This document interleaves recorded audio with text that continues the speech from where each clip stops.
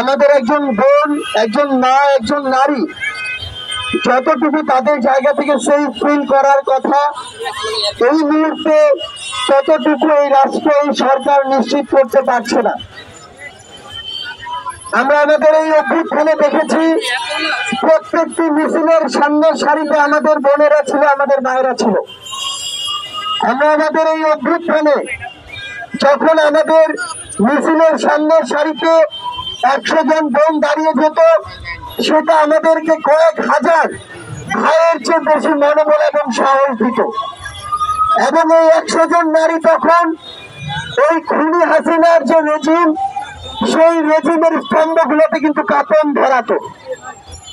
কিন্তু এই অভ্যুত্থান পরবর্তী সময় যদি আমরা দেখি, আমরা কয়েকদিন ধরে দেখছি আজকে আমাদের ঢাকা মেডিকেলের আইসিইউতে আমাদের মাগুরার ছোট্ট এক বোন আফিয়া মৃত্যুর সাথে পাঞ্জা লড়ছে। ওই শকুনদের দৃষ্টি থেকে আমাদের বোনদেরকে রক্ষা করা এখন একটি চ্যালেঞ্জ হয়ে দাঁড়িয়েছে। আমি আমাদের জায়গা থেকে ঢাকা বিশ্ববিদ্যালয়ে দেখেছি কিভাবে একজন বোনকে কোন একজন তার মতের উপরে তার বিশ্বাসটি চাপিয়ে দেওয়ার চেষ্টা করেছে এবং তার পোশাকের দিকে দৃষ্টি করে যেভাবে ইচ্ছা কথা বলেছে, এবং এর পরের কনসিকুয়েন্স গুলো আরো বেশি ক্ষতিকর এবং আমাদের জন্য, এই রাষ্ট্রের জন্য, আইন শৃঙ্খলার জন্য আরো বিব্রতকর।